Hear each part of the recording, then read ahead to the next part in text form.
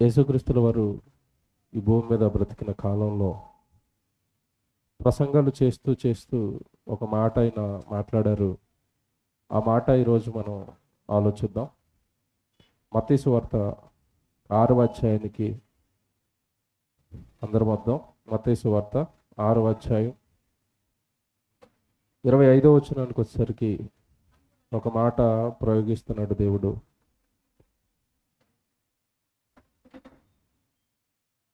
అందరూ తీసుకోండి దయచేసి.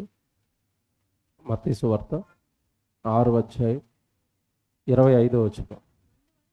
అందువలన నేను మీతో చెప్పున్నదేమనగా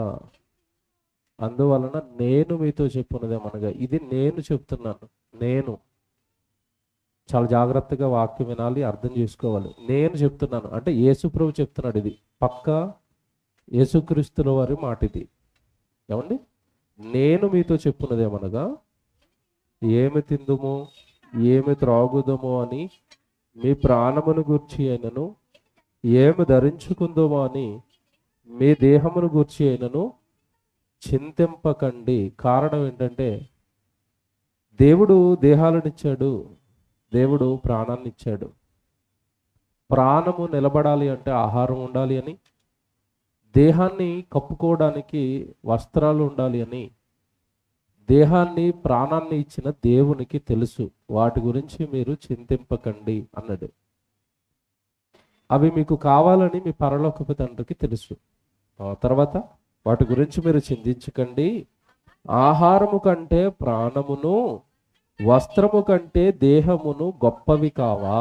ఇప్పుడు ఒక ప్రశ్న వేసాడండి. ఇది చాలా ఆలోచింపదగిన మాట. ఇది ఇప్పుడు నువ్వు ఎంతసేపు తెల్లవారు లేస్తే తిండి కోసం ఆలోచిస్తున్నావు, తెల్లవారు లేస్తే బట్టల కోసం ఆలోచిస్తున్నావు. తిండి కోసం ఆలోచిస్తున్న నువ్వు ఆ తిండి తినడానికి అవసరమైన ప్రాణాన్ని ఇచ్చింది ఎవరు? దేవుడు కదా. ఇప్పుడు నీ తిండి గొప్పదా, ప్రాణం గొప్పదా అని అడుగుతున్నాడు. ఏది గొప్పది చెప్పండి? మనం ప్రతిరోజు మనకు కావాలని మనం ఆలోచిస్తున్న తిండి గొప్పదా, తిండి తినడానికి అవసరమైన ప్రాణం గొప్పదా? ఏది గొప్పది అంటే దేవుడిచ్చిన ప్రాణం గొప్పది. నువ్వు తెల్లవారులేస్తే వస్త్రాల గురించి ఆలోచిస్తున్నా, వస్త్రం గొప్పదా, వస్త్రం ధరించుకుంటున్న దేహం గొప్పదా అన్నాడు.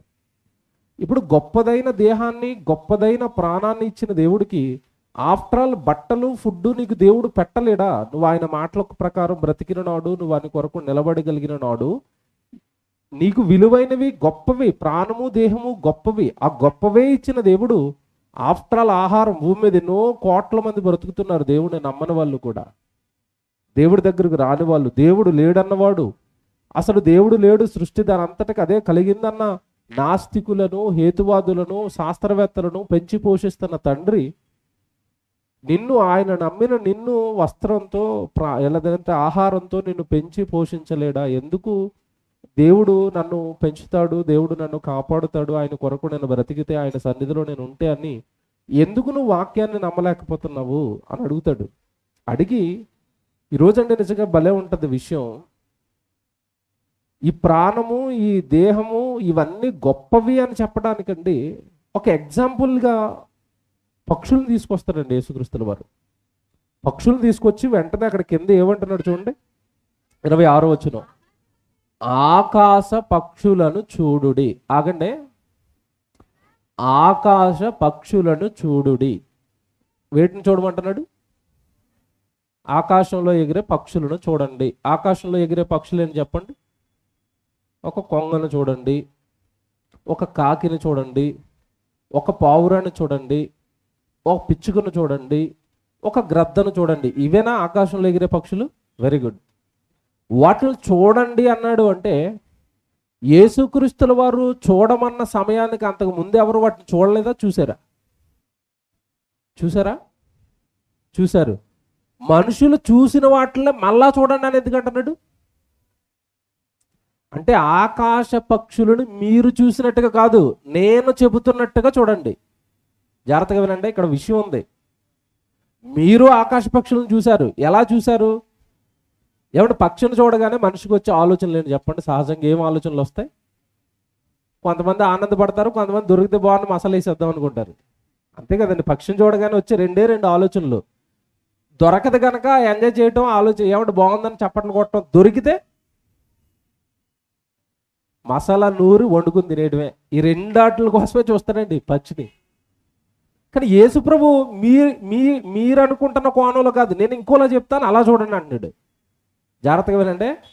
మీరు అనుకున్న వేలో కాదు ఆకాశ పక్షిని చూడటం, నేను చెప్తున్నట్టుగా చూడండి పక్షిని. ఏమంటే మనం సామాన్యంగా మనం పక్షులను ఎలా చూసేవండి. ఇంకొక ఇద్దరు సహోదరులు కొంచెం వెరైటీగా ఆలోచించారు. వాళ్ళు రైట్ బ్రదర్స్. తెలుసా మీకు? రైట్ బ్రదర్స్ అంటే ఈరోజు మనం ఎక్కుతున్న విమానాలు, హెలికాప్టర్, వీటిలన్నిటికి మూల పురుషులు వాళ్ళే. మనిషి కూడా గాలిలో పక్షిలా ఎగరవచ్చు అని ఒక వాహనాన్ని, విమానాన్ని కనిపెట్టడానికి ప్రారంభించింది వాళ్ళేనండి. వాళ్ళకి ఎక్కడదా ప్రేరణ అంటే ఎగురుతున్న పక్షిని చూశారు వాళ్ళు. పక్షికి 2 రెక్కలు ఉంటాయి, విమానానికి కూడా ఏముంటాయి చెప్పండి? 2 రెక్కలు ఉంటాయి. పక్షిలాగా రెక్కలు ఆడిస్తుంది, కానీ విమానం రెక్కలు ఆడించలేక కింద ఫ్యాన్లు పెట్టాడు. మీరు విమానం ఎక్కారు ఎప్పుడైనా? అవతల రెక్కకి యువతల రెక్కకి కింద ఫ్యాన్లు ఉంటాయి. ఫ్యాన్లు ఒక్కసారి ఆన్ అయినాయి అంటే ఇది అలా పైకి లేచిపోతూ ఉంటుంది ఇక గాల్లోకి. అంటే రెక్కల సహాయంతో అది పైకి ఎగురుతుంది కనుక మనం కూడా రెక్కల లాంటివి బిగించి, దేవుడైతే చక్కగా సహజంగా చేశాడు. రెక్కలు ఇలాగ ఆడించుకుంటుంది. అది మనిషి ఎక్కడ ఆడిస్తాడు? అలాగే ఆడించలేక విమానానికి 2 రెక్కలు బిగించి కింద ఫ్యాన్లు పెట్టాడు. ఆ ఫ్యాన్లు ఇలాగ ఆన్ అవ్వగానే ఆ గాలికి వెయిట్ అలా లేచిపోతుంది, పైకి లేచిపోతుంది విమానం. అంటే మామూలు వాళ్ళు ఎలా తిందామో అని ఆలోచించారు. రైట్ బ్రదర్స్ ఏమో పక్షిని చూసి విమానం కనిపెట్టారు. మనుషులు అందరూ కూడానండి 60-70 ఏళ్ళు మనం జీవించడానికి ఎలాగ ఉపయోగపడుతుందని ప్రతిదాన్ని చూస్తారు. మీరు ట్రైన్ కనిపెట్టారండి, ట్రైన్కి ప్రేరణ వేరే ఒక జంతువు అని చెప్తూ ఉంటారు. అది అంతవరకు నిజమో తెలియదు, కానీ పక్షుల గురించి అయితే రైట్ బ్రదర్స్ ఖచ్చితంగా చెప్పేశారు. గ్రామాల్లోనండి ఒక జంతువు తిరుగుతుందండి, దాన్ని రోకల బండి అంటారు. ఒక చోట ఒక్కొక్క పేరుతో పిలుస్తారు దాన్ని. ఏమంటారండి? రోకల బండ, ఇంకొకటి ఏదో పేరు వినపడుతుంది. గాజు పురుగు అంటారు దాన్ని. చూడండి, దాని కాళ్ళు చూడండి, ఒక కాళ్ళు కాదండి, కాళ్ళు 100 కాళ్ళు ఉంటాయి దానికి. అలాగ 100 కాళ్ళతో అలాగ వెళ్ళటం చూశాడు. ఇదేదో బాగుందని దాన్ని చూసి ప్రేరణ తీసుకుని ఏం కనిపెట్టాడట? ట్రైన్ కనిపెట్టాడు. ఇప్పుడు మీరు ఫోటోలు తీసుకుంటున్నారు కదా, మీరు కెమెరా దేన్ని చూసి కనిపెట్టాడంటే మన కన్ను. ప్రతిదీ కూడానండి కళ్ళ ముందు కనబడుతున్న దాన్ని చూడటం, ప్రేరణ పొందటం, ఏదో ఒకటి కనిపెట్టడం. పోనా కనిపెట్టింది ఏదైనా దేవుడి కోసం ఉపయోగపడుతుందా, పరలోకపు సాధన కోసం ఏమైనా ఉపయోగపడుతుంది అంటే, వీడు కనిపెట్టేవన్నీ 60-70 ఏళ్ళు భూమి మీద శరీరానికి సుఖాన్ని ఇవ్వడానికి తప్ప దేవుడు చూడమన్నట్టుగా, దేవుడు ఆలోచించమన్నట్టుగా మనుషులు దేవుడి గురించి ఆలోచించటం అనేసారండి. నిజంగా ఆ మాట ప్రభు పలికిన మాట, ఆకాశ పక్షులను చూడుడి అనగానే మీరు 25వ వచనాన్ని కలుపుకొని చూడాలి. 25వ వచనం ప్రారంభంలో ఏమన్నాడు? నేను మీతో చెప్పున్నది ఏమనగా, అంటే ఆకాశ పక్షిని నేను చూడమన్నట్టుగా చూడండి. చెప్పండి ప్రభు, ఎలా చూడాలి పక్షి గురించి అంటే, ఇప్పుడు ఆయన మాట చెప్తాడు చూడండి, 26. ఆకాశ పక్షులను చూడుడి, అవి విత్తవు, కోయవు, కొట్లలో కూర్చుకొనవు, అయినను మీ పరలోకపు తండ్రి వాటిని పోషించుచున్నాడు, మీరు వాటికంటే బహుశ్రేష్ఠులు కారా అన్నాడు. పక్షులను చూడండి, పక్షులను చూసి ఒక జ్ఞానం నేర్చుకోండి అన్నాడండి. నిజంగా ఈరోజు మీరు మనసు పెట్టి వినాలి. పక్షి ఏమి నేర్పుతుందండి అని అనుకుంటాం మనం. అయ్యో బాబు, పక్షి నేర్పుతుందండి. దానికి ఉన్న జ్ఞానము, దానికి ఉన్న తెలివి, దానికి ఉన్న బుద్ధి బాహుల్యం చాలా గొప్పది. ఆకాశ పక్షులను చూడండి, వాటి నుంచి మీరు జ్ఞానం నేర్చుకోనండి. అవి దేవుడి పైన కంప్లీట్గా ఆధారపడిపోయాయి. మీకులాగా వ్యవసాయం చేయటం లేదు, అవి మీకులా పొలాలు లేవు వాటికి. మీకులాగా వచ్చిన ధనాన్ని అంతా పంచిపెట్టకుండా ఒకే చోట కూర్చేసుకుందామని అవి ఏమీ కొట్లు కట్టుకోవడం లేదు. అయినను మీ పరలోకపు తండ్రి వాటిని ఏం చేస్తున్నాడట? పోషిస్తున్నాడు. దేవుని వలన పక్షులు పోషించబడుతున్నాయి. జాగ్రత్తగా వినండి, దేవుని వలన పక్షులు పోషించబడుతున్నాయి. కారణం, దేవుడినే నమ్మాయి, దేవుడి వైపే చూస్తాయి. పక్షులు ఎంత సూపరో ఒక మాట చదివిస్తాను మీకు, ఇక్కడ చేయి పెట్టండి. ఎందుకు వాటిని పెంచి పోషిస్తున్నాడు దేవుడు అంటే, యోబు గ్రంథం 38వ అధ్యాయానికి రండి. యోబు గ్రంథం 38వ అధ్యాయానికి రండి అందరూ. 38వ అధ్యాయం 41వ వచనం చూడండి. యోబు గ్రంథం 38వ అధ్యాయం 41వ వచనం అండి. తిండి లేక తిరుగులాడుచు కాకి పిల్లలు దేవునికి మొర్రపెట్టినప్పుడు, తిండి కోసం కాకి పిల్లలట. కాకి పిల్లల చూడండి ఎలాగుందో. కాకి పిల్లలు, కాకి ఆహారం తేడానికి గూట్లో నుంచి బయటికి వెళితే గూట్లో ఉన్న కాకి పిల్లలట ప్రార్థన చేసుకున్నాయట. ఎవరికి? దేవా, మా అమ్మగారు ఆహారం తేడానికి బయటికి వెళ్ళారు, ఏ ఇంటి ముందు వాడుతుందో తెలీదు, ఆ ఇంటివాడి మనసు కొంచెం కరిగించండి, ఆడి చేతిలో ఏమన్నా మిగిలిపోయింది ఆడు కొంచెం బయట వేసేటట్టుగా వాడి మనసును ప్రేరేపించండి, వాడు బయట వేస్తే కానీ మా అమ్మ మా దగ్గరికి పట్టుకుని రాదు, ఎవడో ఒకడు మా మీద దయతలచాలి. అంతే కదండి. నీతిమంతులు జీవులు యందు దయ కలిగి యుందురు అని బైబిల్లో మాట ఉంటుందండి. నీతిమంతులట జీవుల మీద కూడా ఏముంటుందట? దయ. నిజంగానండి, మీకు దేవుడు అర్థమైపోతే ఆ జీవులను కూడా దేవుడే పెంచాలి కదా, ఆ జీవులను కూడా దేవుడే పోషించాలి కదా, ఆ జీవులను కూడా దేవుడు మన ఆనందం కోసమే ఇచ్చాడు కదా. అలాంటప్పుడు ఆ జీవును చూస్తున్నప్పుడు మనకి ప్రేమ కలగాలి. అలా ఎవడైనా జాలి కలిగి దయ కలిగి మా అమ్మకి అన్నం పెడతాడేమో, మా అమ్మకి ఏదైనా ముక్క వేస్తాడేమో, మా అమ్మ మాకు ఆహారం తేవడం కోసం వెళ్ళింది తండ్రి. ఈరోజు మన పిల్లలు నిజంగా ఈ భక్తికి వచ్చారా? మీరు ఆలోచించండి. అమ్మనాన్నల కోసం బయటికి వెళ్ళిన అమ్మనాన్నల కోసం, ఏమంటే ఏదో సుదూర ప్రాంతం నాన్న ఏదో పని మీద వెళ్ళిపోతే మా నాన్న క్షేమంగా రావాలి తండ్రి, మా కుటుంబం బాగుండాలి తండ్రి, మా సంఘం బాగుండాలి తండ్రి, మా గ్రామం బాగుండాలి తండ్రి. ఎవరండి పిల్లలు ప్రార్థన చేస్తారు ఇలాగా? కాకి పిల్లలు ప్రార్థన చేస్తున్నాయట. ఏమని ప్రార్థన చేస్తున్నాయి? తిండి లేక తిరుగులాడుచు కాకి పిల్లలు దేవుడికి మొరపెట్టినప్పుడు కాకికి ఆహారము సిద్ధపరచు వాడెవడు. గూట్లో ఉన్న పిల్లలు దేవుడికి ప్రార్థన చేస్తే బయటకు వెళ్ళిన కాకి కట దేవుడు ఆహారాన్ని సిద్ధం చేస్తున్నాడట. ఇప్పుడు మీరు లోతుగా ఆలోచిస్తే పక్షులు ఆహారం కోసం ఎవరి మీద ఆధారపడ్డాయి చెప్పండి? దేవుడి మీద. మనం ఎప్పుడైనా నన్ను కూడా దేవుడే పెంచుతున్నాడని మనలో ఎంతమంది అనుకుంటా చెప్పండి? చిన్నప్పుడు పిల్లలు పెరిగి పెద్ద అయిన తర్వాత గొప్పవాళ్ళు అయిన తర్వాత మరి మీరు చాలా గొప్పవాళ్ళు అయ్యారు కదండి, మీ ఎదుగుదలకు కారణం ఏంటండి అన్నారు అనుకోండి. ఎవరైనా వెంటనే వాళ్ళ నోట్లోంచి వచ్చే డైలాగ్ ఏంటి చెప్పండి? మా అమ్మ నాన్న రెక్కల ముక్కలు చేసుకుని మమ్మల్ని పెంచారండి. ఇదేనా డైలాగు? ఎవరట పెంచింది? అమ్మ నాన్నలు రెక్కలు ముక్కలు చేసుకుని పెంచారా? వాళ్ళు రెక్కలు ముక్కలు ఎంత ముక్కలు చేసుకున్నా వాళ్ళ నోట్లోకి ముద్ద అల్లాలంటే ముద్దను పండించవలసింది ఎవరు? పొలంలో దేవుడు కదండి. ఎవరు చెప్తారండి దేవుడు నన్ను పెంచాడని? ఎవరు చెప్తారండి దేవుడే మమ్మల్ని కాపాడాడు అని? ఎవరు చెప్తారండి 3 పూట్ల మేము అన్నం తిన్నామండి దేవుడు పెట్టాడండి, దేవుడు కృపండి, దేవుడు సహాయం అండి, లేకపోతే మాకు అన్నం దొరకదండి? మీకు మాట చెప్తానండి, ఒకవేళ అమ్మ నాన్నలే రెక్కల ముక్కలు చేసుకుని మళ్ళీ పెంచారని అనుకుంటే కరువు వచ్చేసిన ఆఫ్రికా ఖండాలు ఉన్నాయి, అక్కడ అమ్మ నాన్నలు లేరా? అక్కడ అమ్మ నాన్నలు పని చేయటం లేదా? పని చేస్తున్నారు, మరి వాళ్ళ కడుపులు నిండుతున్నాయా? కెన్యా, ఆఫ్రికా లాంటి ఖండాలలోనండి కరువుతో అల్లాడిపోతున్నారు ఆహారం లేక. రెక్కలు ముక్కలు చేసుకుంటే ఆహారం రాదండి. దేవుడు కరుణిస్తేనే మనుషులకి ఏమొస్తుంది? ఆహారం వస్తుంది.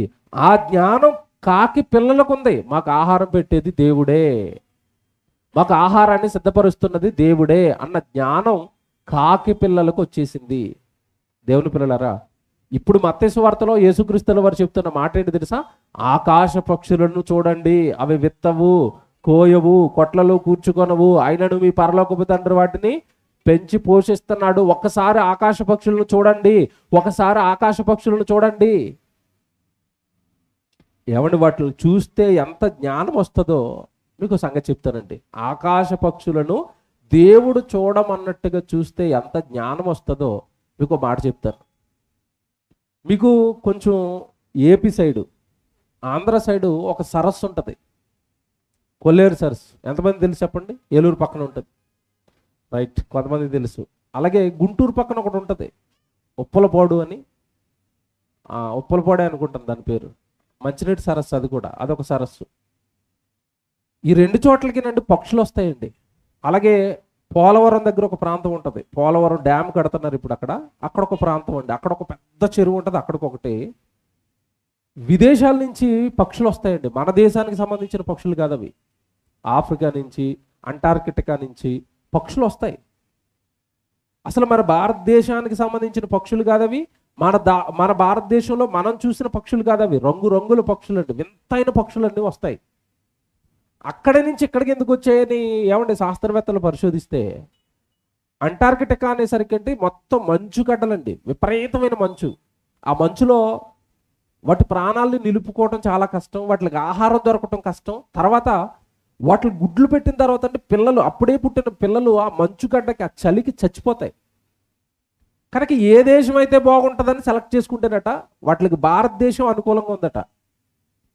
ఎక్కడో అంటార్కిటికా నుండి ఒక పక్షి, తల్లి పక్షి, ఒక జంట పక్షులు ఎగురుకుంటూ ఎగురుకుంటూ ఎగురుకుంటూ ఎగురుకుంటూ భారతదేశంలో ఉన్న, ఆంధ్రప్రదేశ్లో ఉన్న కొల్లేడు సరస్సు కానీ ఉప్పలపోటుకు కానీ వచ్చేస్తాయి. అవి దేశాలు దాటాయి. జాగ్రత్తగా వినండి. దేశాలు దాటిన తర్వాత వచ్చేసిన తర్వాత అండి, మీకు తెలుసు వైఎస్ రాజశేఖర రెడ్డి గారి హయాంలో అక్కడ కృత్రిమంగా అవి నివసించడానికి గూడులు లాంటివి కూడా కట్టించాడు ఆయన సిమెంట్తో, ఆ పక్షులు నివాసం ఉండడానికి. ఆ చెరువుల మధ్యలో చెట్లు లేవని చెట్ల మీద పెట్టుకుంటాయి, చెట్లు సరిపోవటం లేదని సిమెంట్తో కూడా కట్టించారు ఆ పక్షుల కోసం. అవి వచ్చండి 4 నెలలు ఉంటాయండి. నాకు తెలిసి ఇప్పుడు సీజన్ అనుకుంటాను, ఈ కాలంలో వస్తాయి అనుకుంటాను. కరెక్ట్గా 4 నెలలు ఉంటాయి అంతే, వస్తాయండి చక్కగా ఆ జంట పక్షులు. అలాంటి వందల వేలల్లో వస్తాయి పక్షులు. వచ్చిన తర్వాత చక్కగా ఆ సరస్సు మీద ఉంటాయి. ఆ సరస్సులో దొరికే చేపలు అవి ఇవి తింటూ ఉంటాయి, గుడ్లు పెడతాయి, గుడ్లను పొదుగుతాయి, పిల్లల్ని చేస్తాయి. ఆ పిల్లలకి ఎగరడానికి ట్రైనింగ్ ఇస్తాయి. అంతేనండి, వన్స్ అవి ఎగురుతున్నాయి, ట్రైనింగ్ అయిపోయింది అనగానే పిల్లల్ని తీసుకునండి, ఏ దేశం నుంచి అయితే ప్రారంభమయ్యా ఆ దేశానికి ఆ పిల్లల్ని తీసుకుని వెళ్ళిపోతాయి. 4 నెలల తర్వాత వెళ్తేనండి ఆ 2 సరస్సులు ఖాళీ, ఒక్క పెట్టు ఉండదు అక్కడ. మీరు బాగా లోతుగా ఆలోచించండి. మిమ్మల్ని హైదరాబాద్ కదండి ఇది, హైదరాబాద్ కోటిలో వదిలేశారనుకోండి కొత్తగా వచ్చినోడిని, మళ్ళా లింగంపల్లి రమ్మంటే వస్తాడా, మియాపూర్కి రమ్మంటే వస్తాడా? పక్కన కోటిలో వదిలేస్తే, కొత్తగా వచ్చిన వాళ్ళ గురించి అడుగుతున్నాను నేను, తెలిసిన వాళ్ళ గురించి కాదు, సిటీ తెలిసిన వాళ్ళ గురించి కాదు.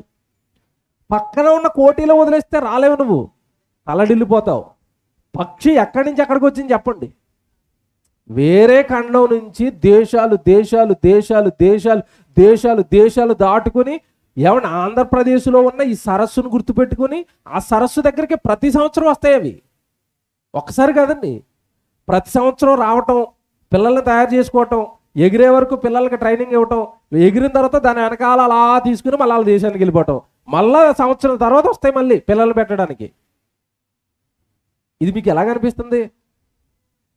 అసలు మన దేశాన్ని దాటిన తర్వాత అంటే అవి వాటి ప్రయాణం ఎక్కడ జరుగుతుంది చెప్పండి? ఆకాశంలో జరుగుతుందండి, గాల్లో. పోనీ కింద అయితే రూట్ గుర్తుపెట్టుకుంటాం, ఈ రోడ్డు ఇలాగ వెళ్ళింది, లెఫ్ట్ తీసుకున్నాం, రైట్ తీసుకున్నాం, రాసుకుని ఏదో గుర్తుపెట్టుకుంటాం. అది గాల్లో ఎగురుతూ కింద ఉన్న రూట్ మ్యాప్ ఎలా గుర్తుపెట్టుకుంటుంది బాగా ఆలోచించండి. పక్షి బుర్ర చిన్నదా పెద్దదా? చూడడానికి ఎంతే ఉంటుంది, బొట్టనీలంతా. ఆ బొట్టనీలంత బుర్రలో దేశాలు దాటి అక్కడికి వెళ్ళిపోయి పిల్లల్ని పెట్టి 4 నెలలుండి, పోనేదో ఇక్కడ కంఫర్టబుల్గా ఉంది కదా, వాళ్ళ దేశంలో అయితే చలండి బాగోలేదు, ఇక్కడ కంఫర్టబుల్గా ఉంది, ఇక్కడ సెటిల్ అయిపోవచ్చు కదంటే ఒక్క పక్షి సెటిల్ అవుతుంది. మళ్ళా ఒక్కటి కాక ఒక్కటి ఉండదు. మీ దేశంలో ఎందుకుంటాం, మాది ఫారిన్ కంట్రీస్ అంటే అవి, ఎందుకంటే అక్కడ చల్లగా ఉంటుంది, ఇక్కడ మన దగ్గర ఏమో వేడి కదండి. అబ్బాబ్బాబ్బాయి మీ దగ్గర మాకు సెట్ అవుతుంది. కరెక్ట్గా 4 నెలలండి. పిల్లలను చేసిన వెంటనే తీసుకుని మళ్ళీ పరుగు, గూళ్ళన్నీ ఖాళీగా ఉంటాయి తర్వాత వెళ్తే. నేను చాలా రోజుల నుంచి అంటే దగ్గర నుంచి చూడలేకపోయానండి. ఇప్పుడు మీటింగ్ పడ్డది నాకు అక్కడ ఉప్పలపాడు, ఏప్రిల్ నెల 2, 3, 1, 2 తారీఖులు 2, 3 అండి, ఉప్పలపాడులోనే మీటింగ్ ఉంటుంది. దాని పక్కనే ఆ సరస్సు పక్కనే మీటింగ్. ఇప్పుడు చాలా ఎక్సైట్మెంట్తో ఉన్నాను. యూట్యూబ్లో వీడియోలు చూడటం తప్ప డైరెక్ట్గా చూడలేదు. అవన్నీ నేను చూస్తాను ఇప్పుడు. అసలు నిజంగా వాటికి ఉన్న తెలివి, వాటికి ఉన్న బుద్ధి, వాటికి ఉన్న జ్ఞానం. నేను ఏ దేశం నుండి అయితే వచ్చానో ఆ దేశానికి నేను నా పిల్లల్ని తీసుకుని వెళ్ళిపోవాలి. ఇప్పుడు బైబిల్లో వచనం చూపిస్తాను నేను. పక్షి గొప్పదో మనం గొప్పలో. ఇప్పుడు చూడండి, హెబ్రీయులకు రాసిన పత్రిక 11వ అధ్యాయం 15వ వచనం చదవండి. హెబ్రీయులకు రాసిన పత్రిక 11వ అధ్యాయం ఏమంటే 15వ వచనం చూడండి. వారు ఏ దేశము నుండి వచ్చిరో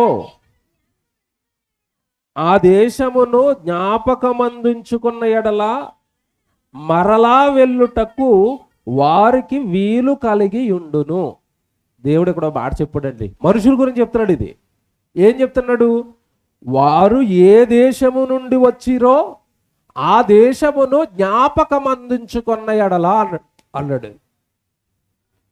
మనుషులట వాళ్ళు ఏ దేశం నుండి అయితే వచ్చారో ఆ దేశాన్ని జ్ఞాపకం అందించుకున్న ఎడల వారికి మరలా వెళ్ళుటకు వాళ్ళకి ఏం కలుగుతుందట? వీలు కలుగుతుంది అన్నాడు. జాగ్రత్తగా వినండి, పక్షి నేర్పే జ్ఞానం చూపిస్తున్నాను. అది ఎక్కడో ఆఫ్రికా ఖండంలో, అంటార్కిటికా ఖండంలో పుట్టి అది నా దేశం అని గుర్తుపెట్టుకుంది. జస్ట్ పని నిమిత్తం, పిల్లలను పెట్టే పని నిమిత్తము భారతదేశానికి వచ్చింది. పిల్లల్ని పెట్టింది, పని ముగించుకుంది, పిల్లల్ని పెంచుకుంది, పెంచుకున్న పిల్లల్ని తీసుకుని మళ్ళీ తన దేశానికి వెళ్ళిపోయింది. ఇప్పుడు మనుషుల గురించి దేవుడు మాట్లాడుతున్నాడు. వారు ఏ దేశము నుండి వచ్చిరో ఆ దేశమును వారు జ్ఞాపకం అందించుకున్న ఎడల వారికి మరలా వెళ్ళుటకు ఏం కలుగుతుందట? వీలు కలుగుతుంది అన్నాడు. ఇంతకీ మనుషులు ఏ దేశం నుండి వచ్చారు భూమి మీదకి? బైబిల్లో చూద్దాం. కీర్తనల గ్రంథం 90వ అధ్యాయం, ఏమండి మొదటి వచనం. కీర్తనల గ్రంథం 90వ అధ్యాయం మొదటి వచనం చూడండి. ప్రభువా, తరతరముల నుండి మాకు నివాస స్థలము నీవే. ప్రభువా, తరతరముల నుండి మా తాత తరము, మా ముత్తాత తరము, మా తాతల తరము, ఆదాము నుండి మొదలుకుని ఈరోజు భూమి మీదకి వచ్చిన తరాలన్నీ కూడా మాకు నివాస స్థలము, మా కేర్ ఆఫ్ అడ్రస్ నీవే. అంటే మనుషులు ఈ లోకానికి ఎక్కడి నుంచి వచ్చారు చెప్పండి? తరతరముల నుండి మా నివాస స్థలము నీవే అనగానే మనుషులు పరలోకంలో ఉన్న దేవుడి దగ్గర నుండి బయలుదేరి వచ్చారు.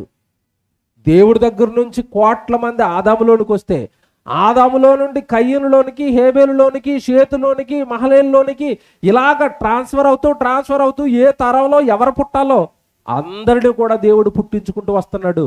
దేవుడు తనకు కావాలనుకున్న పిల్లలందరినీ కూడా పరలోకంలో కన్న తన పిల్లలందరినీ పట్టుకొచ్చి ఎవరిలో పెట్టాడు అంటే ఆదాములో పెట్టాడు. అందుకే బైబిల్లో మాట చదువుకుంటాం మనం. ఏమాట? ఒకని నుండి ప్రతి జాతి మనుషులను దేవుడు సృష్టించాడు. ఒక్కడెవరు చెప్పండి? ఆదాము. అంటే భూమి మీదకి వచ్చిన మనుషులందరూ కూడా ఆదాములోనికి వచ్చారు. అంటే ఆదాములోనికి రాక మునుపు ఎక్కడున్నారు మనుషులు అంటే దేవుడు చెప్పిన మాట అండి. ప్రభువా, తరతరముల నుండి మాకు నివాస స్థలము నీవే. అంటే మనుషులు ఎక్కడి నుండి వచ్చారు చెప్పండి? ఇప్పుడు పరలోకం నుండి. కరెక్ట్గా మాట్లాడాలంటే మనుషుల యొక్క ఒరిజినల్ అడ్రస్ ఏది చెప్పండి? మనుషుల యొక్క ఒరిజినల్ దేశం ఏది చెప్పండి? ఇప్పుడు పరలోకం. ఇప్పుడు మీరు నవ్వుకునే మాట చెప్పనా? మీరు అందరు ఇక్కడ హైదరాబాద్లో జాబ్ చేస్తున్నారు కదా, మీరు జాబ్ అప్లికేషన్ ఫిలప్ చేసేటప్పుడు అక్కడ 2 అడ్రస్లు ఇస్తాడు. స్పెషల్గా హైదరాబాద్ జాబులు చేసే వాళ్ళకే ఉంటుంది అది ఆ కాలం. ఏం అడ్రస్లు చెప్పండి? టెంపరీ అడ్రస్ అని ఒకటి ఉంటుంది, కింద పర్మనెంట్ అడ్రస్ అని ఉంటుంది. మీరు టెంపరీలో ఏం రాశారు చెప్పండి? మియాపూరు, కుకట్పల్లి, లేదంటే హౌసింగ్ బోర్డు ఈ రాశారు కదా టెంపరీలో. పర్మనెంట్లో ఏం రాశారు?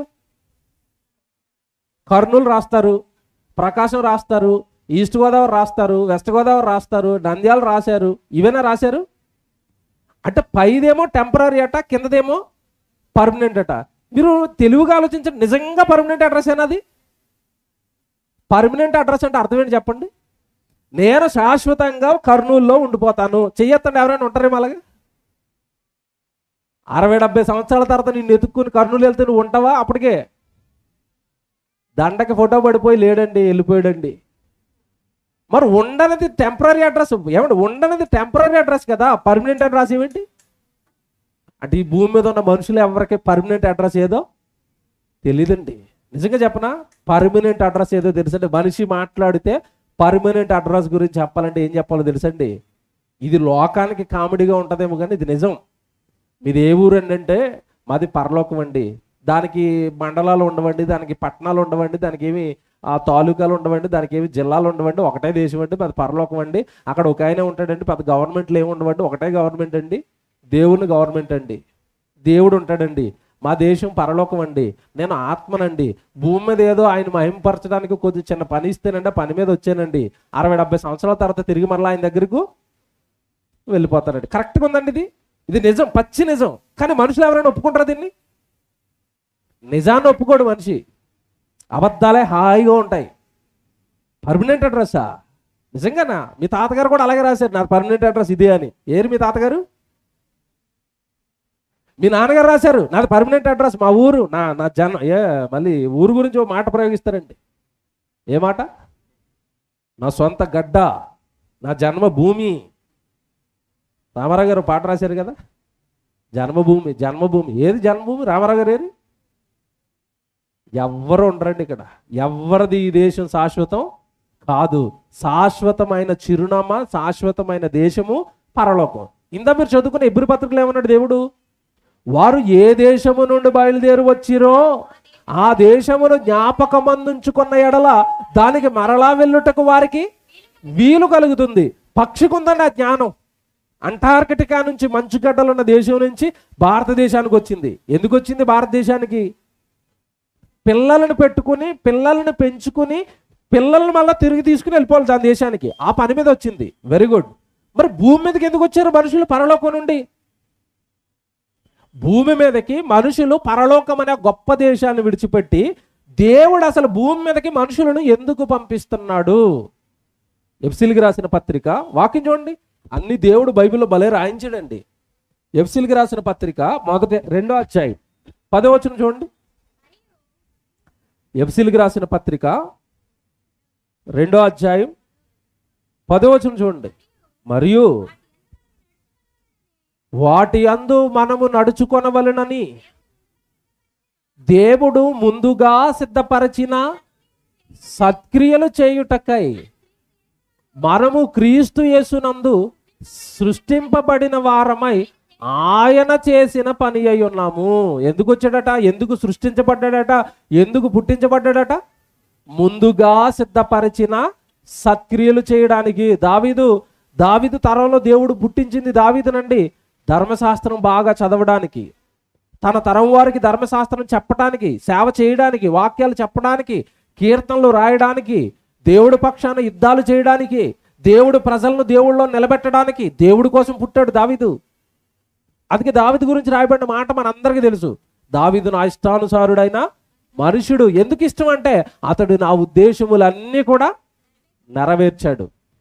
దావీదు దేవుడి కొరకు పుట్టి, దేవుడు పని నిమిత్తం పుట్టి, దేవుడి ఉద్దేశాలు నెరవేర్చాడు దావీదు. మనసు పెట్టి ఆలోచిద్దాం. దేవుడి సన్నిధిలో ఉన్నాం కదా, మనం అందరము దేవుడి ఉద్దేశాలు నెరవేరుస్తున్నామా? మన బ్రతుకు కాలం అంతా మన ఉద్దేశాలేనా? నా ఉద్యోగం తండ్రి, నా చదువు తండ్రి, నా ఇంటర్వ్యూ తండ్రి, నా బీటెక్ తండ్రి, నా ఎంటెక్ తండ్రి. పోనీ అన్ని అడుగుతున్నావు కదా, అన్నీ ఇస్తాడు. అన్నీ ఇస్తున్నా, అన్నీ పొందుకుంటాను నువ్వు. నేను అడిగినవన్నీ నాకు ఇస్తున్నారు కదా తండ్రి, నీకేమిమ్మంటారు తండ్రి? ఏనాడని అడుగుతాడండి? ఆశలకు అంత ఉంటుందా మనిషికి? ఎంటెక్ పాస్ అయిపోవాలన్నాడు, పాస్ చేసాడు. బీటెక్ పాస్ అన్నాడు, చేసాడు. తర్వాత ఇంటర్వ్యూ తండ్రి అన్నాడు, సహాయం చేశాడు. తర్వాత ఉద్యోగం తండ్రి అన్నావు, ఉద్యోగం ఇస్తాడు. ఆ తర్వాత ప్రమోషన్ తండ్రి అన్నావు, పోనీ అది ఇస్తున్నాడు. ఇన్ని ఇస్తుంటే నువ్వు దేవుడికి ఇస్తున్నది ఏంటి? బాగా ఆలోచించండి. నువ్వు అడిగినవన్నీ దేవుడికి ఇస్తున్నాడు కదా, నువ్వు దేవుడికి ఇస్తున్నది ఏంటి? ఎప్పుడైనా ఆలోచించుకుంటా క్వశ్చన్ వేసుకున్నావా? దావీదు దేవుడి కోసం పుట్టాడట, దేవుడికి పనికొచ్చి పనులు చేశాడట.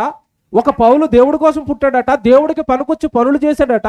యేసుక్రీస్తుల వారికి ఇచ్చిన దేహం 24 గంటలు ఒక క్షణం కూడా ఆయన కోసం వాడుకోకుండా, ఆయన ఇష్టాల కోసం వాడుకోకుండా ఆ దేహం అంతా కూడా దేవుడి కోసం బలి అయిపోయింది. ఆ జీవితం అంతా నేనేంటి ఇలాగుంటున్నాను? దేవుడి దగ్గరికి వెళ్ళి నేను దేవుడికి ఏమీ ఉపయోగపడటం లేదు, దేవుడికి ఇచ్చేవాడిగా లేను, దేవుడి పనులకు సహకారిగా లేను, అసలు ఏ విధంగానూ నా వలన దేవుడికి ఏమీ జరగటం లేదు అని మనుషులలో ఎంతమంది దేవుడి కోసం ఆలోచిస్తారు చెప్పండి? అసలు పుట్టిందే దేనికోసమట? మీరు చదువుకున్న మాట, ముందుగా సిద్ధపరచిన సత్క్రియలు చేయుటకై పుట్టావు. నువ్వు సత్క్రియలు చేయడానికి పుట్టావు. సత్క్రియలు అనగానే సువార్త కార్యక్రమాలు. అందుకే ప్రభు నమ్మిన వాళ్ళందరికీ ప్రభు చెప్పిన మాట మీ అందరికీ తెలుసు. మీరు సర్వలోకానికి వెళ్ళి ఆ మాట చదువుకున్నాం. కానీ నా జీవితంలో సువార్త ఎంతవరకు జరుగుతుంది? నా జీవితాన్ని బట్టి ఒక మాట నా జీవితాన్ని బట్టి ఎంతవరకు బయటకు వెళుతుంది? ఎవరు ఆలోచించారు? మీరు బాగా ఆలోచించండి. ఎవరు ఆలోచించారు? దేవుని పిల్లలారా, దేవుడి గురించి నిజంగా ఈరోజు భూమి మీద ఉన్న మనుషులలో ఒకే ఆలోచన అండి. దేవుడి దగ్గరికి వెళ్ళాలి, దేవుడి నుండి ఏదైనా పొందుకోవాలి, దేవుడిని ఏదైనా అడగాలి, ఈ ఉద్దేశంతో దేవుడి దగ్గరకు వస్తున్న వాళ్ళు ఎక్కువ తప్ప అసలు నేను పుట్టింది దేవుడి కోసం కదా, దేవుడి కోసం సత్క్రియలు చేయడానికి కదా, నేను దేవుడి కోసం ఎంతవరకు ఉపయోగపడుతున్నాను? ఎవరు ఆలోచిస్తున్నారు ఇలాగా? నిజంగానండి 4 రోజులు పిల్లలు, సంఘానికి సంబంధించిన యవనస్తులు, కొంతమంది స్త్రీలు, సంఘస్థులు 4 రోజుల నుంచి అండి వాళ్ళ దేహాలు చాలా నలిగిపోతున్నాయండి, చాలా నలిగిపోతున్నాయి. బాబు గ్రూప్లో వీడియోలు ఉంటాయి, వేస్తావా? మీటింగ్కి సంబంధించిన చివరిలో ఒక వీడియో చేస్తున్నారు. రెండు వీడియోలు ఏం పెట్టారు గ్రూప్లో, చూడండి. బుధవారం స్టార్ట్ అయినాయండి ఇక్కడ మన సహోదరులు రమణమ్మ గారి ఇంట్లో గృహ కూడిక. అక్కడి నుంచి స్టార్ట్ అండి పని చేయటం. సంఘంలో చాలామంది పాపం స్త్రీలు, యవనస్తులు ఆ రోజు అక్కడ వంటల కార్యక్రమం అక్కడి నుంచి మొదలుపెట్టారు. తర్వాత గురువారం వెంటనే ఎక్కడో దూర ప్రాంతంలో, వికారాబాదు ప్రాంతంలో ఒక పల్లెటూరు అండి అది. అక్కడ ఆ ఊర్లో అసలు చర్చు లేదు, సువార్త లేదు. అసలు అక్కడ ఉన్న వాళ్ళలో కొద్దిమంది మాత్రమే దేవుణ్ణి నమ్మారు.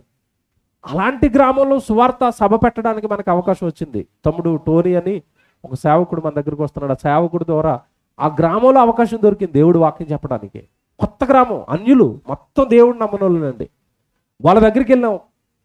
ఏమంటే అక్కడ ఆ రోజు పాపం మార్నింగ్ మన దగ్గర నుంచి స్టేజు, వంట సామాన్లు, కిరాణా సామాన్లు అన్నీ కొనుక్కోవటం, బండిలో ఇవన్నీ ఎక్కించుకోవటం, ఆటోలో ఇక్కడి నుంచి మళ్ళీ అక్కడ తీసుకెళ్ళటం, అవన్నీ అక్కడ దింపుకోవటం, అక్కడ స్టేజ్లు వేసుకోవటం, లైట్లు కట్టుకోవటం మన వల్లే, అక్కడ వచ్చిన వాళ్ళందరికీ వంటలు చేయటం మన వల్లే.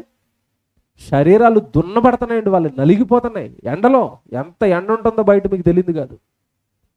ఆ రోజు ఉదయం నుంచి సాయంత్రం వరకు అక్కడ పనిచేశారండి. సాయంత్రం సభ అయిపోయింది. సభ అయిపోగానే మళ్ళా తీసి ఎక్కడవక్కడ సామాన్లన్నీ మళ్ళీ ఆటోలో వేసుకున్నారు.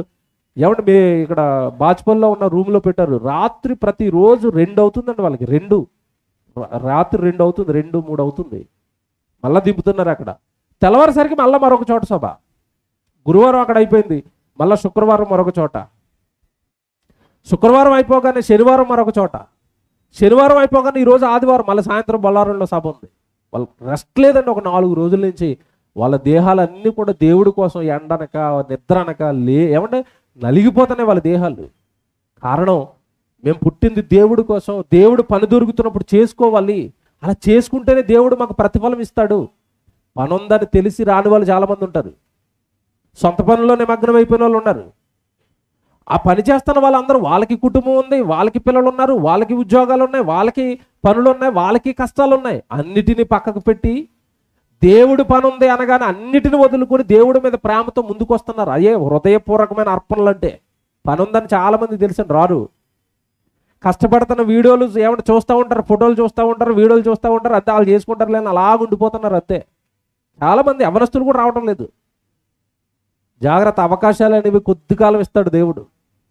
దేవుడు పని జరుగుతున్నప్పుడు నీ సొంత కార్యక్రమాలతో, సొంత పనుల్లో నువ్వు మునిగిపోతే, నీకేదైనా అనారోగ్యం వచ్చినప్పుడో, లేదంటే చెయ్యాలన్న మనసు వచ్చిన తర్వాత నీ ఆరోగ్యం పాడైపోతేనో, నీ స్థితి పాడైపోతేనో, తర్వాత చెయ్యాలనుకున్నా సరే, ఎంత కొట్టుకున్నా సరే దేవుడు పని నీకు దొరకదు. దొరుకుతున్న కాలంలోనే దేవుడు పనిని జరిగించాలి. కారణం ఎఫ్సి 2:10, మనం పుట్టింది దేనికోసమట? ముందుగా సిద్ధపరచిన సత్క్రియలు. సంఘం ద్వారా దేవుడు సువార్త కార్యక్రమాలు సిద్ధమవుతున్నాయి అన్నప్పుడు ఖచ్చితంగా అక్కడ ఉండాలి. కొంతమంది భక్తి దేవుడు పరీక్షిస్తాడు. వాళ్ళ సొంత కార్యక్రమాలు అయితే 4 రోజులు సెలవు పెట్టేస్తారు, 3 రోజులు సెలవు పెట్టేస్తారు, 10 రోజులు సెలవు పెట్టేస్తారు వాళ్ళ సొంత కార్యక్రమం అయితే.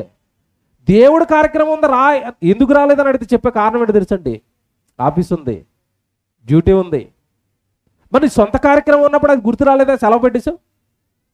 ఎలా ఆలోచిస్తున్నారంటే, నా కార్యక్రమం అయితే నేను సెలవు పెట్టుకుంటాను, నా కార్యక్రమం అయితే నేను ఖర్చు పెట్టుకుంటాను, దేవుడి కార్యక్రమం కదా నాకేం పని అంటే, తండ్రి అని ఇంకా అర్థం అవ్వలేదు నీకు దేవుడు.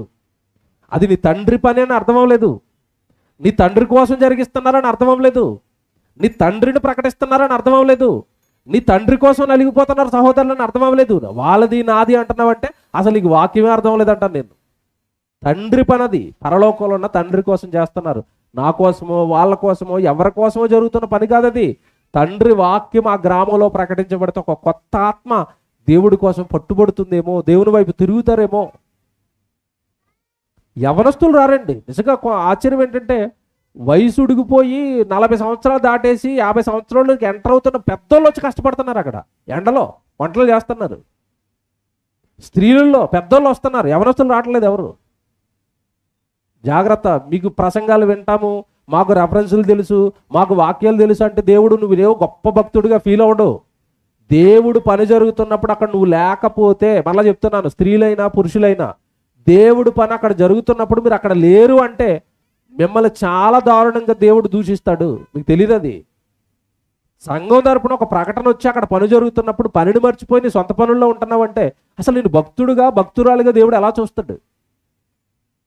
చేసిన వాళ్ళే చేస్తున్నారు, నలిగిపోయిన వాళ్ళే నలిగిపోతున్నారు, జీతం పొందుకుంటున్న వాళ్ళే జీతం పొందుకుంటున్నారు. ఎన్ని చెప్పినా రాని వాళ్ళు అలా రాకుండా మాకు పట్టదులే అన్నట్టుగా తిరుగుతున్నారు. జాగ్రత్త. సంఘం అనగానే ప్రసంగాలు విని నీ పని నువ్వు చేసుకోవటం కాదు, సంఘము ద్వారా జరుగుతున్న పనుల్లో నువ్వు ఉండటం, సంఘము ద్వారా దేవుడు జరిగిస్తున్న కార్యక్రమాల్లో పాలు పంపులు పొందటం. వీడియో చూడండి, వాళ్ళు పడుతున్న కష్టం చూడండి, రానోళ్ళు చూడనోళ్ళు జాగ్రత్తగా చూడండి. అది ప్లే చేయండి బాబు.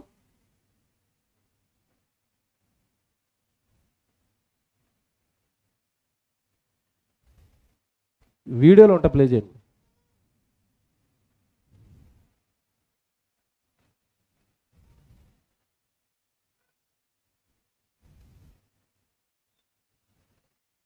పెద్దవి అవుతాయా?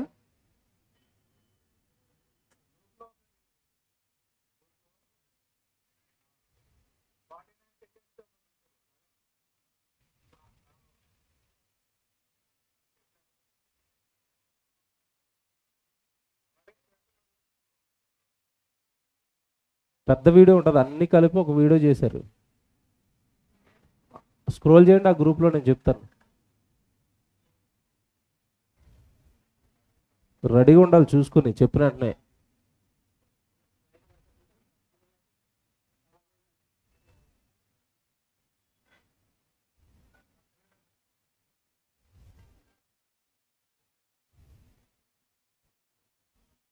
అదేనండి ఊరది.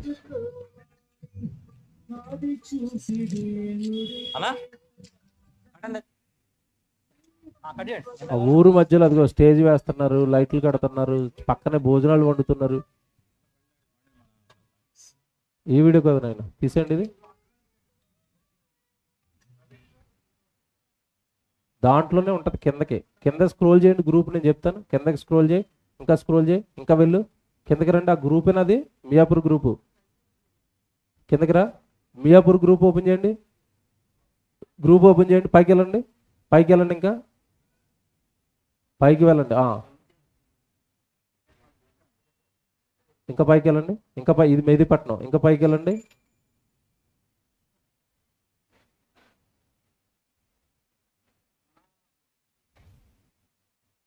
పైకి ఇక్కడే ఉంటుంది చూడండి, పైకి, ఇంకా పైకి వెళ్ళండి.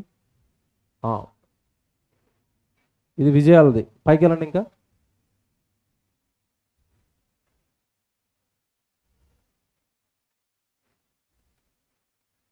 ఇక్కడ కిందకి రండి, ఇక్కడ కిందకి రండి, ఒకసారి కిందకి రండి, కిందకి రండి, ఇంకా కిందకి రండి. తర్వాత ఆనంద్ చేసి పెట్టాడు చూడండి ఒకటి కిందకి, ఆనంద్ పేరుతో ఉంటుంది. అదేనా? అదే, రైట్, అదే క్లిక్ చేయి, ప్లే చేయండి.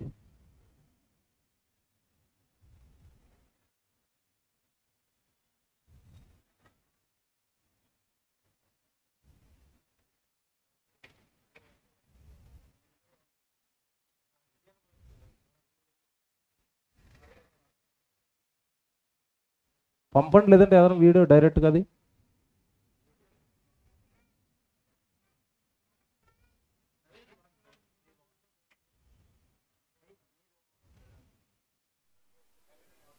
చూపిస్తారండి.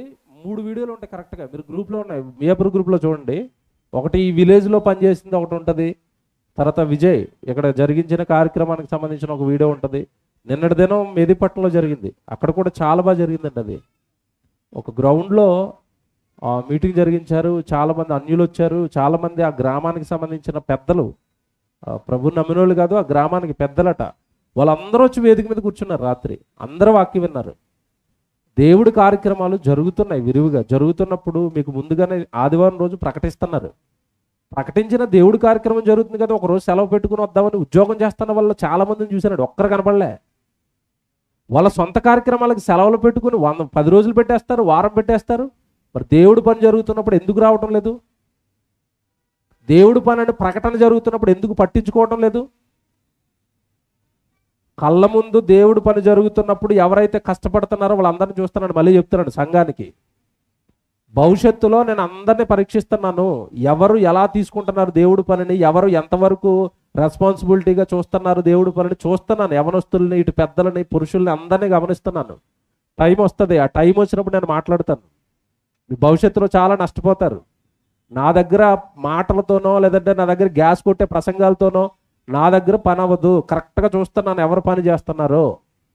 భవిష్యత్తులో సంఘం ద్వారా వచ్చే సత్కారాలు కానివ్వండి, సంఘం ద్వారా వచ్చే అధికారాలు కానివ్వండి, వాళ్ళకు మాత్రమే ఇవ్వబడతాయి. మళ్ళీ చెప్పేస్తున్నాను స్ట్రిక్ట్గా. దేవుడు పని జరుగుతుంది అన్నప్పుడు ఒకరోజు సెలవు పెట్టుకుని అక్కడ ఉండలేరా? 4 రోజులు మీటింగ్ జరుగుతున్నాయి, ఒక్కరోజు ఉండు. నీకు 4 రోజులు సెలవు ఇవ్వకపోతే 2 రోజులు ఉండు, 3 రోజులు ఉండు, ఒక పూట ఉండు. నలిగిపోతున్నారు పిల్లలు. వేదిక లేసి స్టేజ్లు వాళ్ళే ఎత్తుకుని, రాత్రి వాళ్ళే దింపుకుని, మళ్ళీ తర్వాత రోజు వాళ్ళే ఎత్తుకుని, మిగతా వాళ్ళు పట్టనట్టుగా ఉండిపోతున్నారండి. చూస్తున్నాను అందరినీ. జాగ్రత్త. పుట్టింది దేవుడి కోసమని FC 2:10 నాకు తెలుసండి అంటే కాల్ రెగరేయటం కాదు, వాక్య రెఫరెన్స్ తెలుసని. పని చేయడానికి అక్కడ ఒళ్ళు అంచాలి. వేదిక మీద మీరు గమనిస్తారో లేదో, వైస్ ప్రిన్సిపల్గా కూర్చుంటాడని ఆయన ప్రసంగం చెప్తాడు. అక్కడ మీరు చూసారో లేదో, ఇందాక ప్లే చేసిన వీడియోలో ఆయన కూడా లైట్లు కడుతున్నాడు. సేవకుడు వాక్యం చెప్తాడు. కొన్ని సంవత్సరాలుగా దేవుడు వాక్యం నేర్చుకున్నాడు, ఇప్పటికీ వాక్యం చెప్తున్నాడు, పని చేస్తున్నాడు. చాలామంది ఫోజులు కొట్టడం తప్పండి, పనికి పనికిరారు. ఫోజులు వేయటమే. జాగ్రత్తగా వినండి దేవుడు మాట. పుట్టిందట, పరలోకం నుండి భూమి మీదకి దేవుడు పంపించిందట సత్క్రియలు చేయడానికి, పనిని జరిగించడానికి పుట్టాడు. మళ్ళీ చెప్తున్నాడు పదే పదే. ఆ పని నీ శరీరం వల్ల జరగనప్పుడు నువ్వు దేవుడికి ఇస్తున్నదేంటి? నువ్వు దేవుడికి జరిగిస్తున్నదేంటి? ఆకాశ పక్షులను చూడండి. అవి ఏ పని నిమిత్తం అయితే భూమి మీదకి ఒక దేశం వదిలి ఒక దేశానికి వస్తున్నాయో ఆ పనిని జరిగిస్తున్నాయి, ఆ పిల్లల్ని చేసుకుంటున్నాయి. మరలా మా పని అయిపోయిందని ఎగిరిపోతున్నాయి మళ్ళీ సొంత దేశానికి. నువ్వు భూమి మీద దేవుడు పని చేసి కదా వెళ్ళాలి పరలోకానికి. భూమి మీద దేవుడు పనిని జరిగించి కదా పరలోకానికి అర్హత పొందాలి. స్వదేశానికి వెళ్ళాలి అంటే భూమి మీద దేవుడు నీకు ఇచ్చిన పనిని జరిగించాలి కదా. దేవుని పని జరుగుతున్నప్పుడు భయం ఉండాలి కదా. నేను వెళ్ళలేకపోతున్నాను, నేను ఇవ్వలేకపోతున్నాను, నేను చేయలేకపోతున్నాను. దేవుడు పని పట్ల ఎవరికి చెప్పండి, ఆ భారము బాధ్యత ఎవరికి ఉంటున్నాయి? దేవుని పిల్లలారా, చివరిగా మాట చూపిస్తాను బైబిల్లో. ప్రకటన యోబు గ్రంథం మీరు చూడండి. యోబు గ్రంథము 12వ అధ్యాయం 7వ వచనం. యోబు గ్రంథం 12వ అధ్యాయము 7వ వచనం చూడండి. అయినను మృగములను విచారించుము, అవి నీకు బోధించును. ఆకాశ పక్షులను విచారించుము, అవి నీకు తెలియచేయును. భూమిని గూర్చి ధ్యానించిన ఎడల అది నీకు బోధించును. మృగాలు, జంతువులు బోధిస్తాయట దేవుడి కోసం ఎలా బ్రతకాలో. ఆకాశ పక్షులను విచారించు. చూసారా మన సబ్జెక్ట్లోకి వచ్చింది మళ్ళీ. ఆకాశ పక్షులను విచారించు, అవి నీకు తెలియచేస్తాయి దేవుడి కోసం ఎలా జీవించాలో. ఒకసారి దాని జీవితాన్ని పరిశీలించు. దేవుడి కోసం ఎంత గొప్పగా ఆలోచిస్తుందో పరిశీలించు. పక్షిని చూడు, ఒక మృగాన్ని చూడు, ఆకాశాన్ని చూడు, భూమిని చూడు. అన్ని దేవుడి కోసం ఎలా బ్రతకాలో, ఎలా కష్టపడాలో చెప్తాయి అవి. ఈ బోధించేవన్నీ కూడానండి దేవుడి కోసం ఎలా కష్టపడాలో చెప్తున్నాయి అవి. దేవుడి కోసం ఎలా కష్టపడాలో చెప్తున్నాయి అవి. కష్టం ఎవరు ఓర్చుకుంటారు ఈరోజు దేవుడి కోసం కష్టం? రాత్రి మెహదీపట్నంలో మీటింగ్ అయిన తర్వాత వేదిక అవన్నీ వేసుకునండి బాచుపల్లికి వచ్చారు దింపడానికి. తిమోతన్న మీకు తెలుసు, అతను వయసులో ఉన్న యవనస్తుడు ఏం కదండి, పిల్లలు పెద్ద పెద్ద పిల్లలు ఉన్నారు. అతడు ఒక్కడో అవి అక్కడ నిలబడి, అన్న ఎవరన్నా ఉంటే పంపించండి, స్టేజ్ మీద సామాన్లు ఉన్నాయి కిందకి దింపడానికి అని అడుగుతున్నాడు. ఎంత బాధాకరం అండి అది. సంఘంలో ఎంతమంది 34 మంది యవనస్తులు ఉంటారు, ఎక్కడ ఉంటున్నారు? ఒకవేళ సభ జరిగితే సభలో ఉన్నవన్నీ సర్దుకునేంత వరకు అక్కడ ఉండాలని తెలియాలి కదా. వస్తారు షోకి వచ్చినట్టుగా, ఎవడి సభలో ప్రసంగాలు ఏదో కొత్తవాడు వచ్చినట్టు విన్నట్టుగా అక్కడ కూర్చుంటారు, వింటారు, వెంటనే అయిపోగానే బాయిబాలు చెప్పుకుని ఇటుకెళ్ళి పడుకుంటారు. ఇదా సంఘం అంటే? పని జరుగుతున్నప్పుడు పని అంతమయ్యేంత వరకు అక్కడ నీ ప్రజెన్స్, నువ్వు అక్కడ ఉండాలి కదా ముగింపు వరకు. కష్టపడడానికి దేహాన్ని వంచనప్పుడు దేవుడు మనల్ని ఇష్టపడడు. మళ్ళా చెప్తున్నాను, షో చేయడానికి కాదు సంఘం అనగా, షో చేయడానికి కాదు భక్తి అనగా. పని అది జరిగేదే అప్పుడు కూడా నువ్వు ఉండలేకపోతే రోజు నిద్రపోవటమే కదా ఇంట్లోకి వెళ్ళి. దేవుడు పని జరుగుతున్నప్పుడు కూడా ఉండకపోతే ఎలాగా? రాత్రి ఆ టైంలో నేను మళ్ళీ మా ఇంట్లో ఉన్న కారులో ఉన్న కారు ఇచ్చి నేను మా ఇంట్లో ఉంటాను గిద్యోన్ని ఇచ్చి ఒక ఇద్దరు సన్నిగాళ్ళు ఇద్దరు చిన్న పిల్లల నుంచి పంపించాను ఆ స్టేజ్ దింపడానికి. సంఘం 100 మంది పేరు పని జరుగుతుంటే ఉండరు. మళ్ళీ చెప్తున్నాను సీరియస్గా, యవనస్తులు సమాజానికి చెప్పండి. వైస్ ప్రిన్సిపల్ గారు చెప్తున్నాను, పని జరుగుతున్నప్పుడు వాళ్ళు రావటం లేదంటే ప్రసంగాలు వినడానికి కూడా రావటం మానేమని చెప్పండి. అవసరం లేదు. ఎందుకు ఆ సుత్తు భక్తి, పనికిరాని భక్తి, దేవుడి కొరకు బ్రతకని భక్తి, యవ్వనంలో కూడా దేహాన్ని వంచని భక్తి. అదేం భక్తి అది? యవ్వన కాలంలో కూడా దేహాలు దేవుడికి ఉపయోగపడకపోతే అదేం భక్తి అండి? అది ప్రసంగాలు వృధాలకి. ప్రసంగాలు వృధా, ఉపదేశము వినుట మానుకోనుము అంటాడు దేవుడు. ఒకవేళ వాక్యానికి నువ్వు తలవనప్పుడు, వాక్యానికి నువ్వు తలవంచనన్నప్పుడు నీకు ప్రసంగాలు ఎందుకు? ఇక పరలోకం రావు. నువ్వు ఖచ్చితంగా చెప్తున్నాను. పని జరుగుతుందన్నప్పుడు ఖచ్చితంగా యవనస్తులు అందరూ అక్కడ ఉండాలి. మళ్ళీ చెప్తాను, యూత్ మీటింగ్కి వస్తాను నేను ఈ బుధవారం. ఎప్పుడో యూత్ మీటింగ్ వాళ్ళు చెప్తున్నాను, వేసిన కమిటీకి చెప్తున్నాను, 10 మంది పెద్దలను పెట్టాం యూత్కి, వాళ్ళకి చెప్తున్నాను. ఆ 10 మందిలో కూడా చాలా మంది ఉండటం లేదు. ఎందుకు వేస్తున్నారు, ఎందుకు ఇస్తున్నారు అధికారాలు? సంఘంలో పనిచేయండి, ముందుండండి అని అంటే వాళ్ళు ఉండరు. వాళ్ళు యవనస్తులు పురుగొలపరు. బాగోలేదు. ఇది పద్ధతి కాదు. ఇది పని జరుగుతున్నప్పుడు అక్కడ లేకపోవటం. పని చేయడానికి పుట్టారు, పని జరుగుతున్నదే అప్పుడప్పుడు జరుగుతుంది. అప్పుడు కూడా లేకపోతే ఆ భక్తి వృధా. మళ్ళీ చెప్తున్నాడు పదే పదే. నిద్ర లేకపోతే నీ సొంత పని ఎప్పుడు అవేనా? దేవుడి కోసం ఒక్కరోజు నిద్ర కాచుకోలేవా? 2 రోజులు కాచుకోలేవా? 3 రోజులు కాచుకోలేవా? సుఖంగా మేము నిద్రపోయి, కంటి నిండా నిద్రపోయి కొన్ని నెలలు, కొన్ని సంవత్సరాలు అవుతుంది. మాకు నిద్ర లేదు. నిద్ర ఎక్కడ కాదు, విశ్రాంతి ఎక్కడ కాదు. నీ సొంత పనులు చేసుకోవడానికి కాదు భూమి మీద పుట్టింది, దేవుడి కోసం, దేవుడు పని కోసం. అలా చెప్తున్నాను. నీకు వాక్యం తెలుసు అని ఎప్పుడు అంటాను తెలుసా? ఇతనికి వాక్యం అర్థమైందని ఎప్పుడు మాకు అర్థమవుతుంది తెలుసా? ఒళ్ళొంచి అక్కడ పని చేస్తున్నప్పుడు అర్థమవుతుంది ఇతనికి వాక్యం తెలుసు అని. పని చేయడానికి పుట్టావు, నాకు ప్రసంగం తెలుసు అండి. పనేది అప్పుడు పని చేసి కదా నాకు వాక్యం అర్థమైందని చెప్పాలి. పదే చెప్తున్నానండి. చాలా మందికి ఒకటి అర్థమైపోయింది, మాకు వాక్యం తెలుసు. ఏంటి రెఫరెన్స్లు తెలియటమా వాక్యం తెలియటం అంటే? ఆ రెఫరెన్స్ నీ జీవితంలో పని చేయటమా? పని చేయడానికి పుట్టానని నువ్వు పని చేయి, అప్పుడు అనాలి ఎఫ్సి 2:10 నాకు తెలుసు అని. బైబిల్లో రెఫరెన్స్లు టిక్ పెట్టుకోవడం కాదు, ఆ వాక్యాలు జీవితంలో జరగాలి. పని జరుగుతున్నప్పుడు అక్కడ ఖచ్చితంగా అందరూ ఉండాలి.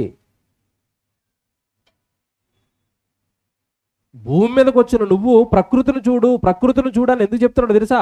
అవి వచ్చి వాటి పని చేసుకుని అవి వెళ్ళిపోతున్నాయి. మనం వచ్చింది దేవుడి పని కోసం కదా. మీకు మంచి మాట చూపిస్తాను, ప్రసంగి గ్రంథం తీయండి అందరూ. ఎన్ని మాటలను దేవుడి బైబిల్లో రాయించాడు. వింటున్నాం, విడిచిపెడుతున్నాం. ప్రసంగి గ్రంథం 1వ అధ్యాయం 5వ వచనం చూడండి. ప్రసంగి గ్రంథం 1వ అధ్యాయం 5వ వచనం. సూర్యుడు ఉదయించును, సూర్యుడు అస్తమించును, తాను ఉదయించిన స్థలమునకు మరలా చేరుటకు త్వరపడును. ఉదయించాడట తూర్పున, మరలా అస్తమించాడట. మరలా నేను తూర్పుకి వెళ్ళిపోవాలి ఉదయం వచ్చేసరికి. త్వరపడుతున్నాడట. నేను వచ్చిన ప్రదేశానికి నేను వెళ్ళిపోవాలి, మళ్ళా త్వరపడుతున్నాడట. సూర్యుడు త్వరపడుతున్నాడు, మనిషి నిబ్బరంగా ఉన్నాడు. నేను వచ్చింది పరలోకం నుండి, త్వరగా నా పని చేసుకుంటాను, కానీ దేవుడు నాకు పరలోకం ఇవ్వడు. నేను తిరిగి మరలా పరలోకం వెళ్ళిపోవాలి. సూర్యుడు వెళ్ళిపోతున్నాడు, పక్షులు వెళ్ళిపోతున్నాయి, ప్రతిదీ కూడా వెళ్ళిపోతుంది. వచ్చిన చోటకి మరలా వెళ్ళిపోతుంది. నేను వెళ్ళిపోవాలి పని చేసి. అసలు పని కళ్ళ ముందుకు వస్తుంటే పట్టించుకోని నువ్వు వెళ్తావా పరలోకానికి? పని జరుగుతుందయ్యా, ఒళ్ళులు నలిగిపోతున్నాయి అక్కడ, ఆయన కళ్ళ ముందు వాళ్ళు పడుతున్న కష్టం యూట్యూబుల్లో ఫోటోల్లో చూసుకుని కూడా నువ్వు కరగని నువ్వా పరలోకానికి వస్తావు? దేవుడు దేహాన్ని ఇచ్చింది ఆయన పనికి ఉపయోగపడడానికి, నీ పనికి ఉపయోగపడడానికి కాదు, నీ సొంత కార్యక్రమాల కోసం కాదు. నీ దేహం దేవుడి పనులు అక్కడ నలగాలి, జరగాలి పని నీ దేహంతో. అది దేవుడికి మహిమ, అది దేవుడికి కీర్తి. ఆ దేహాన్ని తల్లి గర్భంలో తన స్వహస్తాలతో దేవుడు కట్టుకున్నందుకు, నేను కట్టిన నా దేహం ఇదిగో నా కొరకు ఒక స్టేజ్ చేస్తుంది, నా కొరకు ఒక వంట చేస్తుంది, నా కొరకు ఒక బలలేస్తుంది. నేను కట్టిన నా దేహం నా కోసం ఉపయోగపడుతుంది. అప్పుడు కదా నీ దేహాన్ని బట్టి ఆనందపడతాడు తండ్రి. ఎప్పుడు వంచవు దాన్ని, ఎప్పుడు అసలు ఏ పని జరగదా దేహంతో. ఏం చెప్పుకుంటావు మరణం తర్వాత దేవుడికి? నీ కోసం అయితే బాగా వాడుకుంటావు, నీ అవసరాలకు బాగా వాడుకుంటావు, నీ కుటుంబానికి బాగా వాడుకుంటావు, నీ ఉద్యోగానికి బాగా వాడుకుంటావు. దేవుడికి ఏం వాడతానో దేహాన్ని. కొరింథీయులకు రాసిన మొదటి పత్రిక ముగించేస్తాను ఇక, 6వ అధ్యాయం 18వ వచనం చూడండి.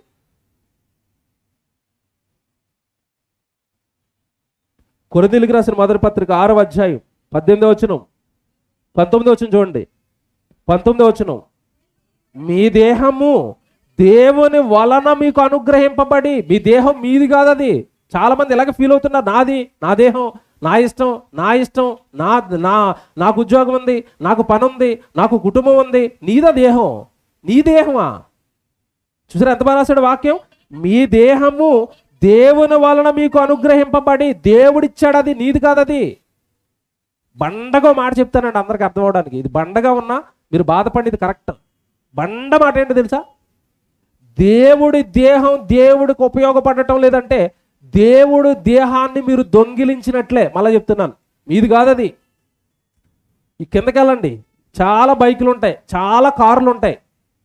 ఏది పడితే అది వేసుకుని వెళ్ళిపోతారా? మీ బైక్ వేసుకుని వెళ్తారా? కింద చాలా కార్లు ఉన్నాయి కదా, నువ్వు కారు వేసుకుని వెళ్ళిపోతారా? వేసుకుని వెళ్ళిపోతే అది ఏమవుతుంది? దొంగతనం అది. Very good. ఎందుకు తీసుకోరు?